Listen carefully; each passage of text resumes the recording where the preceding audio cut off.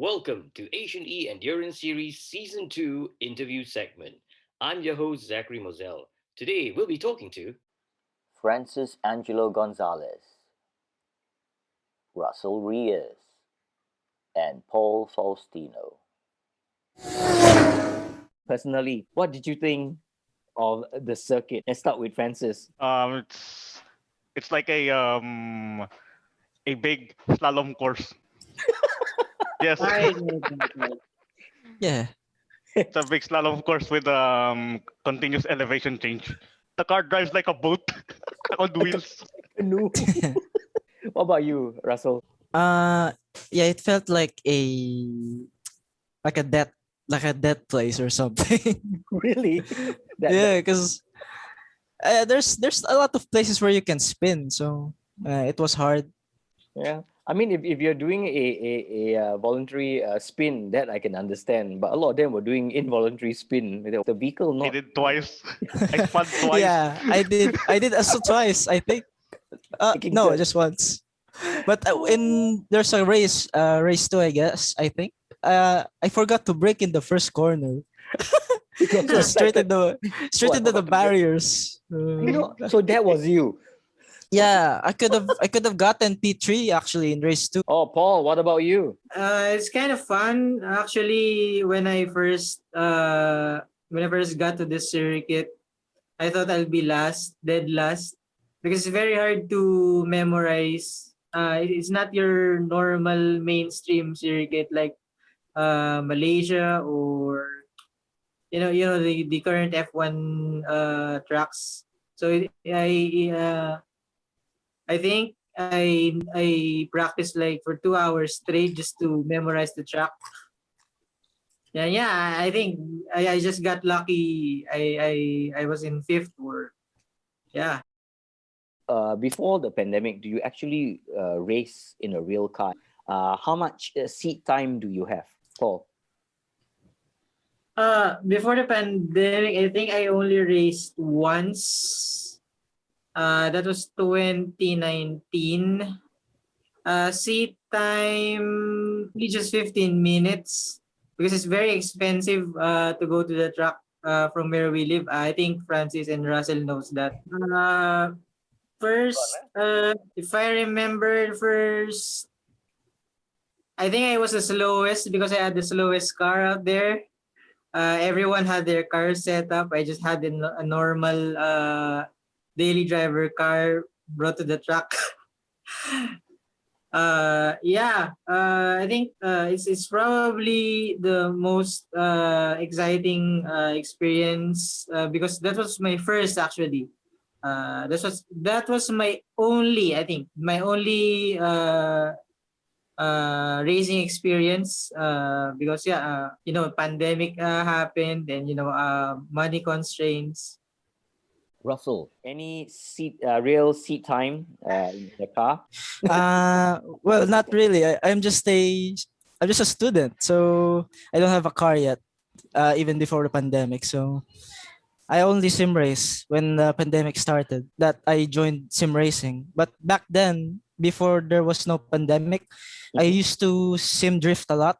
Mm-hmm. So yeah. But why e-racing? Uh, Fan of Fast Furious 15. nah. Well, I like overtaking, and that's it.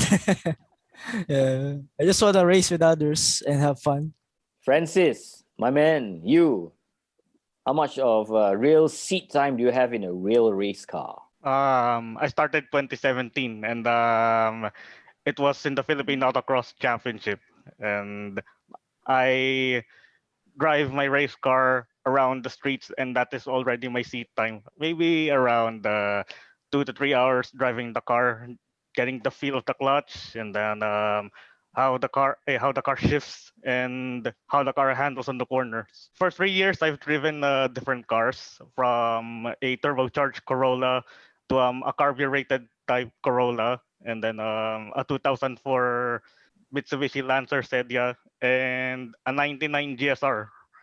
And I also drove one of my brother's heavily modified Honda Civic as well. Yes, so I drove different cars. So that means I have high adaptability on different cars. Before the pandemic, I was bound to return to motorsports with with an engine swapped A92 Corolla, but the pandemic happened, and I never had time to fix the car, and I sold it and focus on e-racing. So, Paul, okay, how did you prepare for the mystery challenge? Oh yeah, this is embarrassing. Yeah, because I didn't attend the drivers meeting, and I just knew the track from Mark. He didn't participate last time. I think he participated in the first race. I just know the track from him, and then just practiced the midnight before. The midnight before, 2 hours straight. I don't want to race unprepared. Although I have a very low expectation that I'll be probably dead last or something. But yeah, I do not want to race unprepared, so I practice for 2 hours straight. But hey, you made it the top five for the last race. I It's mean, that very lucky, man. yeah, you can ask There are a anyone. The lot of car is not accidents easy. that happened. Russell, what about you? How did you prepare for the mystery challenge? Oh yeah, just a day, also a day before, like 6 hours probably. So had more time than Paul, but yeah, their expectations were high because my pace was good. So yeah. All right, Francis. I know the story by you. You might have to say it all over again, but we have a shorter version of it. Francis had a very interesting strategic way of training, right? Would you like to care to share with your partners here? 100 laps. Ah, No, it's better than that. prior to the announcement, after round one, I started practicing every track and every car on the game for I think a week straight. I spend like Dude, you bought three all hours them? a day, 3 hours a day, and I prepare at least three cars and three tracks. You're Yes, crazy. yes, It's beyond three crazy. cars Beyond and three crazy. tracks for a week, Inspired, and then motivated. and then that and then that FJR appeared. I said, that's the car. Yes.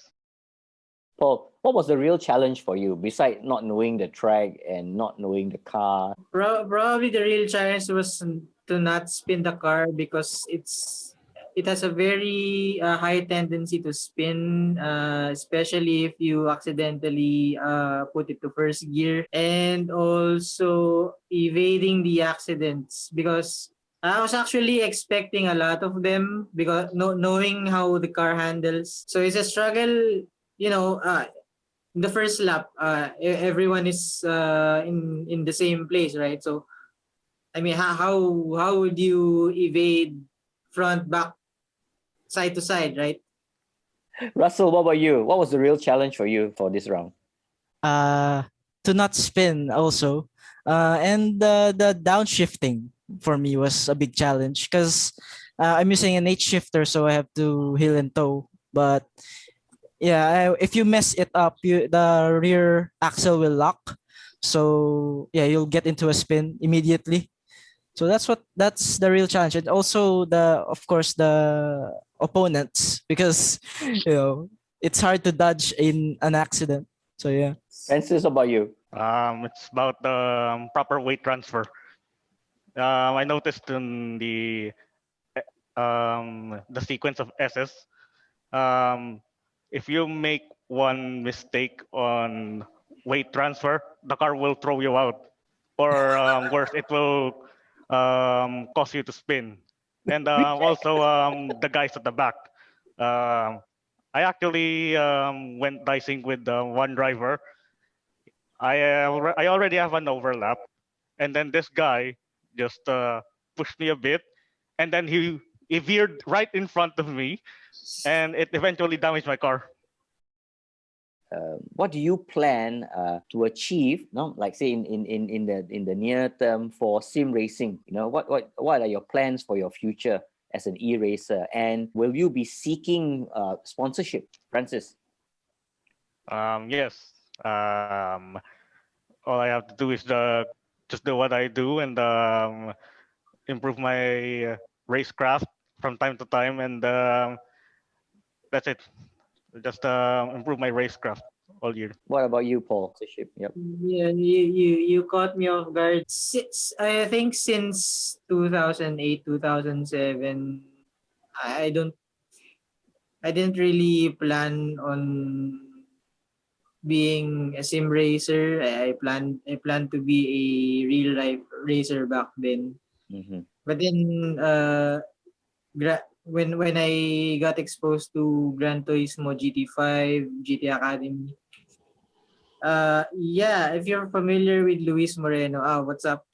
If you're familiar with Luis Moreno, I think I probably the plan is probably just to be like him, be recognized as one of the fastest. Not the fastest, of course. There are a lot of faster guys out there, especially these two, Russell and Francis. Uh, but yeah, I think the plan is just to be one of the best, one of the fastest guys out there. Just join as many big events as possible. Like you say, just practice. Look at Francis. He's been practicing since the day he was born. So he is. All right, Russell, what about you? What do you have planned for your future, young man? And do you see Oh, a possibility of you getting a kind of sponsorship? uh, well, my plan is to just I'm actually in a team. It's called VRS Racing.